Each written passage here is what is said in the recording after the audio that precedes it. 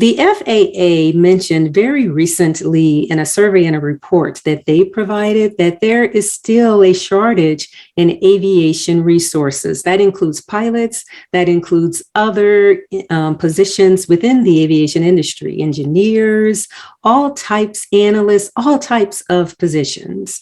So when we think about the shortage that we're seeing specifically with pilots, well, that's occurring for a couple of reasons.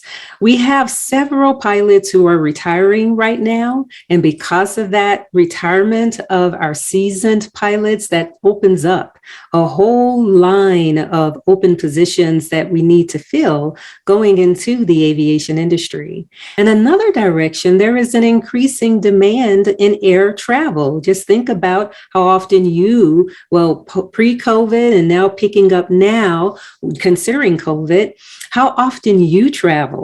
When we think of travel commercially, when we think of travel by organizations, military travel, the full works, all of that is leading to a shortage of pilots. So I want to share a few statistics with you just to hold on to as our millennial leaders in aviation share their stories.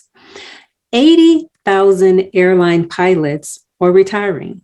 80,000, that's a lot, over the next 20 years. United Airlines alone estimates that half of their 12,500 pilots will retire over the next 10 years, and they will need to hire 10,000 pilots over that period just to keep pace with their growth. And one more stat, American Airlines has a similar projection with 7,200 of their 15,000 pilots set to retire over the next decade. So as we get into the exciting portion of today, listening to our young aviation leaders, just think about the exciting opportunities that exist in the aviation industry. It could have your name on it. So without any further hesitation, I'd like to switch the floor back over to Miss Carrie Seuss, who's going to introduce to you our fantastic millennial leaders of today in aviation. Carrie, the floor is yours. Thank you, Dr. Ivy. Good afternoon, everyone. I'm Carrie Seuss, your current UAGC Women in STEM Vice President. It's my pleasure to introduce you to our four amazing millennial panelists. Their love of flying started at a young age, and their achievements to get where they are today is an inspiration to an old Gen Xer like me. Our first speaker will be Mark Reese, and is currently a first officer for Endeavor Air, which is a regional carrier flying for Delta Airlines. He earned a private pilot certificate in high school and then attended the Ohio State University, majoring in aviation with a professional flight specialization. Speaking of Ohio State, Mark established a $1,000 a year scholarship for aviation students at his alma mater. He volunteers with the next generation of aviators with Our Shades of Blue, as well as the Organization of Black Aerospace Professionals and the Buckeye Tigers. Welcome, Mark. And again, give a warm welcome to all of our esteemed panelists as I pass the mic over to our first speaker, Mark Reese. Hello, my name is Mark Reese, and I'm currently a first officer at Endeavor Air. We currently fly for Delta Airlines, as we talked about. And essentially, I got into aviation when I was just about 8 years old. When I grew up in Denver, Colorado, you couldn't really drive too many places besides the mountains. So what I would do was we'd have to go fly to DC to go see my grandma. And I soon kind of became really more interested in the flying than kind of the vacation to go see my grandma. So I, would always tell my mom, I want to go see airplanes, all these different things. And finally, when I was 8 years old, I met Captain Willie Daniels at a banquet for the Tuskegee Airmen. And he said, hey, you're interested in aviation. I had all these questions for him. He said, I think you're really interested. Maybe I'll take you up in my airplane. And he had a small airplane out at a local airfield. And I think he took me up maybe 3 or 4 months later. And he let me fly for about 3 minutes. And as an 8-year-old, I could barely even see over the seat, and I had to have a booster seat. But it was absolutely amazing. It was the best, 20 minutes of my life. I just couldn't imagine doing anything else. And since I've been 8 years old, I've wanted to be a pilot. So over that time, from being 8 to now 27, I really tried to foster aviation throughout my world and my career. So I tried to make sure that I got the best grades, made sure that I, was going to be good at math and science, all these things that I thought pilots needed to know. So I made sure that I took all the hardest classes in high school, all these different things. I tried to always put myself in a position to succeed because I knew that I wanted to be a pilot. So graduating high school in about 2013, the economy wasn't the best. It wasn't as good as it was just pre-COVID. So, and pilots still weren't making a lot of money. So I knew that I wanted to be in aviation, but I knew it was going to cost a lot of money. So I essentially applied for any scholarship I could. And this was really, really tough, but it got easy at the end. And essentially, I was able to get my solo flight. So when you fly an airplane by yourself for the first time, funded by the Tuskegee Airmen, in accordance with another United Airlines pilot as well. And then I was able to get some other scholarships to pay for some more flight training. And this is all while I was in high school. So I would fly after school, I would fly on the weekends, and I would fly over the summers. So it was really cool to kind of see your friends go off to summer jobs, and I was going out to the airport to go fly an airplane. And finally, I kind of convinced my parents, like, hey, I was pretty serious about this. So they agreed to pay the last couple $1,000s for me to get my private pilot's license. And in this time, I was trying to decide whether or not I wanted to go to the military to be a pilot, because I knew that paying for aviation was going to be really difficult. So I knew I could go to the military, or I could go the commercial and civilian route, which is going to regular school. And so I applied to all the military academies, the Air Force Academy, the Naval Academy, and I thought I was really going to be an Air Force or Navy pilot. But unfortunately, not the best runner. I don't really like exercising or getting yelled at or all those things that you kind of associate with the military. So I ended up going to Ohio State University, where I received a full scholarship. And that was able to pay for all of my tuition and books and all that stuff in my room and board. But it still didn't pay for all of my flight training, which is about $60,000 on top of my degree. So I continued volunteering with organizations and continued applying to scholarships.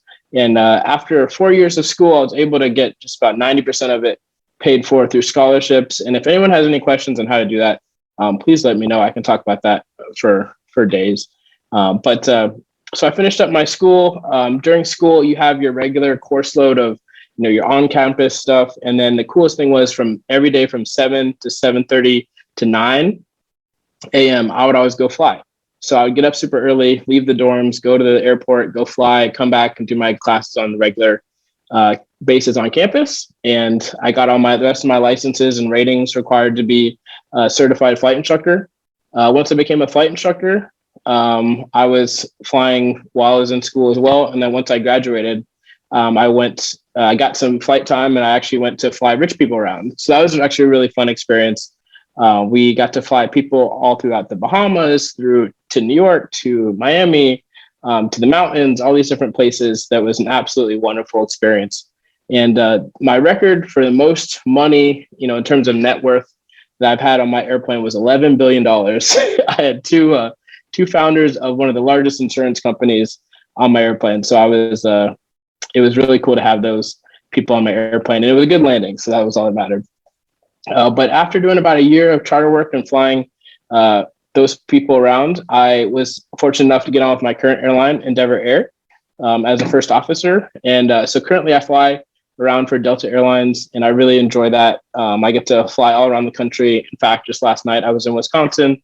The night before that, I was in North Carolina. So it's a great adventure, and you get to fly around all different places. Every time I have an overnight in Philadelphia, I text Tevin and be like, hey, can we go to Cheesesteak? If I have a Charlotte overnight, I'll annoy Chameron.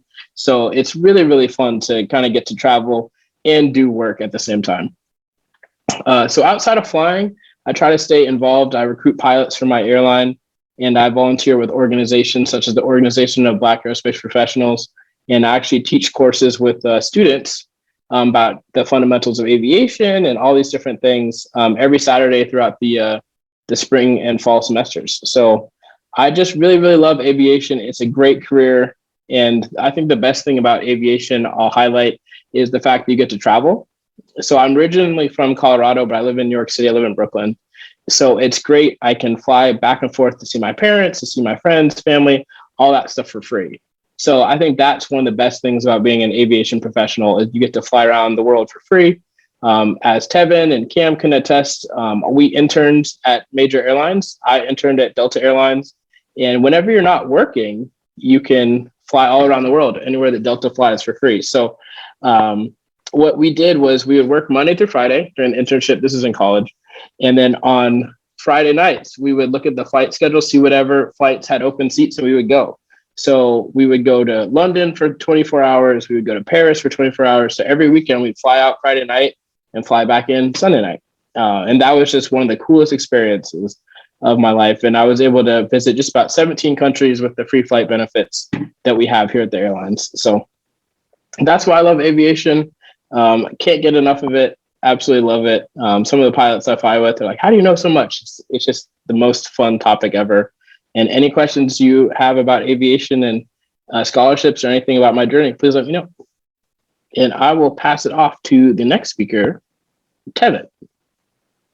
Hi, everyone. I'm Mayan. I am the outgoing secretary with Women in STEM. It is a pleasure to meet everyone and see everyone today. Before we get started with our question and answer section, I want to bring Captain Willie Daniels up to the mic to share a few words. And also after Captain Daniels speak, could all of the panelists turn on their cameras after Captain turn on their cameras, and that would be great so that everyone can see and ask questions. Go ahead, Captain Daniels. Hello, Maya and Mark, Tevin, Chameron, David. We have a couple other additional panelists. And so Tanesha, Wallace, and Tanya Gatlin, as duty calls, says, hey, we need you guys to go to work. And so they're out right now. But, I couldn't be more proud of each and every one of these young individuals who are now airline pilots roaming around the world. And as we mentioned from the standpoint, this is an opportunity like Tevin and Chameron are 20, 25, 26 years of age. They have an opportunity to earn six figures for 40 plus years. And there's not a lot of jobs out there that will pay you six figures for 1 year, but let alone 40 plus years. And that was the whole purpose of when we founded the organization Shades of Blue in 1999 initially. And we filed for our articles of incorporation. It was with the idea of taking airline pilots like myself, alongside of engineers and scientists from our working environment into the classrooms, K through college, to make it relevant while they're learning what they're learning. But the big thing is we just did not want to go into a classroom and say, hello, I'm an airline pilot, look at me, be like me. So we created a mechanism, a tracking mechanism to get these young people in the pipeline at an early age, whereby we can mentor them on a long-term basis. We can track them all over college. And once they have the credentials that they need to have, then we can help run their resumes right into the HR departments. So we've opened up that pipeline from primary education through secondary education all the way into the workforce. Now, with that being said, I just retired back in 2020 from United Airlines after 42 years of service with United. I thought it was riding off into the sun. And the next thing I know, I felt like the Godfather. They just pulled me right back in. So right now, I currently work in our operations center at Denver International Airport for our chief pilot, Captain Rob Biddle. And I basically represent the chief pilot when they're not in the office. I represent them, representing the pilots and helping them solve whatever issues that they might have that comes up on a day-to-day basis. So I work in our operations center with all of our other managers that run the whole entire airline at United out of Denver. This is a unique opportunity for any of those young people out there that are hearing us today for you to get engaged at an early age. By the time you're 22, 23 years of age, if you got your 4-year degree and you're learning how to fly, and maybe you have gotten to the level of an airline transport certificate, it's a great opportunity for you to be 23, 24 years of age and have 40 plus years worth of service. Now, the uniqueness that's going to take place here between now and 2038, in the world, we're looking at worldwide shortages of about 804,000 airline pilots. That's a lot of opportunity for anybody that wants to become a pilot. But not only that, there's a whole host of other opportunities. Like right now, we need almost 914,000 flight attendants that will be needed by 2038, and also about 769,000 aircraft mechanics. And that's just a few of the jobs. We have dispatchers, we have managers, we have ramp personnel. We have all different types of personnel. We do food service. So it's like a huge, huge company worldwide that needs well-qualified, well-educated employees. Now, David mentioned earlier that you cannot get into this profession if you've been involved in drugs or crime or anything like that. So you have to keep yourself clean. You have to keep yourself healthy. And it's a holistic approach that you want to take a look at this, because the airlines, they will go back throughout your whole entire history to check you out to make sure that they want to put a $250, $300 million piece of equipment in your hands, carrying 300-400 lives at one time across the world safely. And so it's a lot of responsibility that you have to look at it from that standpoint. So this is a great opportunity. As I mentioned, Mark and I, we met when he was 8 years old at a event at the Wings Over the Rockies Air and Space Museum in Denver. The Tuskegee Airmen they were showing the very first movie, the Red Tails. And so that's where I met Mark. He came up to me and said, "Excuse me, sir, are you a pilot?" And I said, "Yes, I am." And he asked me about, "Can you tell me the difference between a PT-2 and a PT-7 pitot 2? And anybody knows anything about jet engines, it's the inlet pressure on the jet engine versus the outlet pressure. And I was impressed with the mere fact that an 8-year-old kid was asking me a question like that. So Mark and I have known each other for almost 19, 20 years or more. David, we actually met at his high school up at Legacy High School. His teacher invited me to come in and speak at their school, Mr. Al Godman. And we still go back and forth to their school even today to speak to their students. Tevin and Chameron, we had an opportunity to meet as they were already interns with United Airlines. And so the big thing with that is, we set up a relationship. They asked when I was flying as a 777 captain, would I mind if they came and rode on one of my trips with me over to London, which they did. They hopped on my flight. Tevin jump seated, Chameron rode in the cabin, and we had a fantastic time. I had an enjoyable time with a lot of photos showing them all over London and places like that. Since then, they joined our organization, working with my chapter president out of the DC, Maryland, Virginia area, Dr. Valerie Thomas, who's a former famous African-American female inventor for NASA, who invented the illusion transmitter for NASA, and that we use in simulations right now all over. So Chameron and Tevin both have volunteered their time, and I'm really proud of them for giving back to the next generation, because I asked the students that if I help you, all I ask is you turn around and reach back and help someone else join where you are. So we have other individuals that you'll hear from in the coming future. Miss Tanesha Wallace, who's flying for a company called Wheels Up, and hopefully she'll be here with United very soon. Miss Tanya Gatlin, who got a last-minute trip today and had to go out and fly. Other than that, she would have been on this call this morning or this afternoon. And so it's a great opportunity. So if anyone is interested, they can feel free to check out our website at ourshadesofblue.org. Students can join our organization all over the country. We have several chapters in Los Angeles, Colorado, DC, Maryland, Virginia, Georgia, New Mexico, and we're bringing other chapters that were dormant back up and operational, like in Illinois and things like that. So this is a great opportunity for those of you who are interested in a rich, rewarding career to be productive members of society. And I look at it from the standpoint that not only do you benefit, but everybody involved in your sphere of influence, your family members and your friends can all benefit from that.